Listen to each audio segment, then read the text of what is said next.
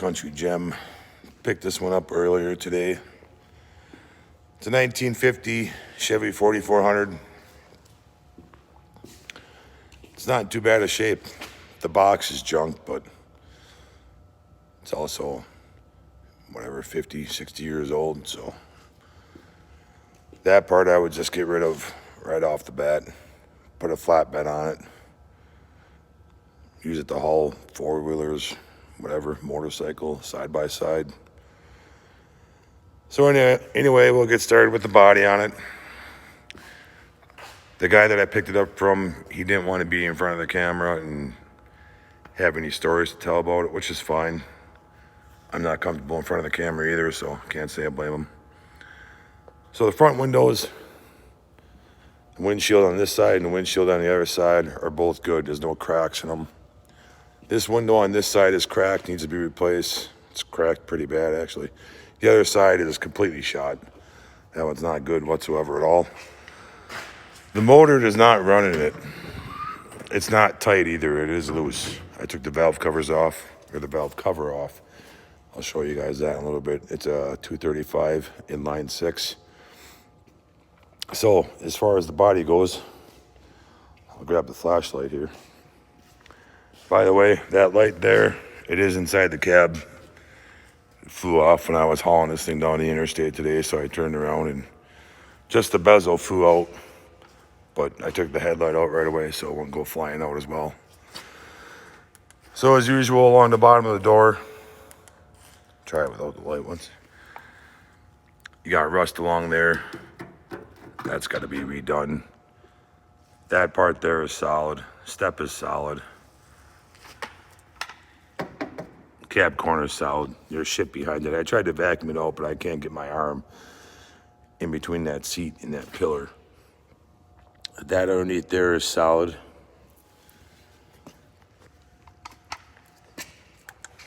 Inside the cab, that mount there is shit. That corner needs to be redone on the inside. Along the rest of the bottom on this side, it looks pretty decent. The other side, I'll go over there in a little bit, has a crack right along the seam, right behind there. I apologize for the light. It's 8 o'clock at night and dark out. The dash is in decent shape. A little bit of surface rust on this end down here, but nothing that can't be sanded out. Door panel is the usual, nice and solid. So this door closes real nice. Stays shut. Driver's side one, not so much. It closes, but it doesn't stay shut. A little bit of rust down here. That's where that hole is on the inside. The hood doesn't, let's say the hood has a little bit of a dent right on that side right here. That'd be the driver's side. I'll close it so you can see it a little bit better. Right there. So I shouldn't say a little bit of a dent. It's got a decent dent in it. I could just pop it up if I wanted to, but emblems are original on them. They're in pretty decent shape yet. Pretty solid. Just need a little bit of a cleaning. The only thing I washed on it was the grill. I just took a hand brush, some dish soap, washed it off just to get some of the mold and shit off. But yeah, this window over here is junk. This right here needs to be replaced. This little roller cam here. And this right here should be replaced. It just gets worn out over time. So as it closes, it only, well, let's try that one more time. There. So yeah, not the best closing door that there is. But I think if you replace that, and then the part where it locks into would be all right. This back here is all pretty solid. just a little bit of surface rust as usual. But right there is where I'm talking about. You can see that crack right underneath the clutch pedal where it goes from the floor pan to the back pan. There's a hole cut in there.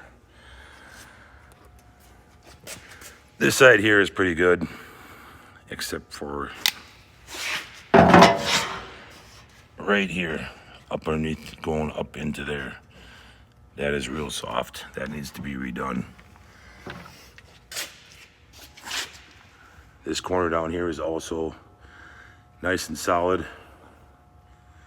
I vacuumed that side out on the inside. I could get to it, but it's a pain in the ass to try and see with the flashlight and the camera. So the frame is decent as far as rust wise. A little bit of surface rust on it, not too bad whatsoever. Just that the bed ain't worth a shit.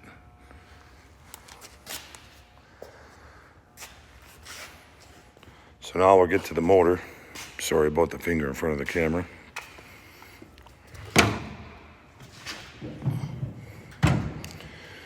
So he told me it turns over if you do it by hand. So I took the valve cover off, just to give a fan a spin so that you guys can see the valves themselves going up and down so that you know that it was free. Not that you just took my word for it. So yeah, as you can see, they are moving just slowly.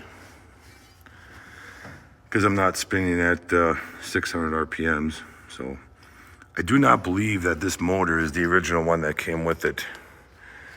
So when I look up the number for the head and I look up the number for the block, that's for a 235 Chevy, which, according to what I found, wasn't in the Chevys until 1955. So either the title is wrong or the motor was swapped. Either way, I do not believe it's the original motor.